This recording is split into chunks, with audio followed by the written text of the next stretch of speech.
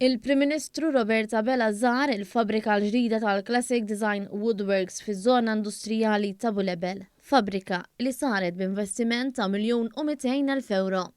Il-Classic Design Woodworks hija kumpanija li timmanifattura amara ta' kull daqs u ilha stabilita fl-industrija lokali mill-familja Ellul għal dawn l-aħħar 20 sena.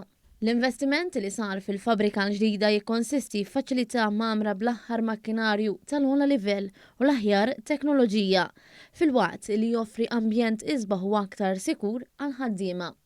Fil-preżenza tad direttur tal-kumpanija Semi Ellul, il-Prim Ministru Roberta Bella innota r-reżiljenza u r-rieda ta' dan l-imprenditur li minħaddim għal rasu bena kumpanija li llum qed tħaddem 14 persuna.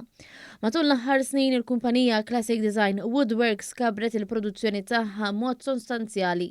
Semi Ellul innota li matul l-aħħar 6 snin beda jara x-xogħol jiżdied b'ritmu qawwi u għalhekk għażel li jkabbar l-operat tiegħu kemm mill-aspett infrastrutturali kif ukoll mill-aspett uman. Kien għalhekk li l-kumpanija kellha tħalli l-operat tagħha fil-Marsa u tirriloka f'Bulebel.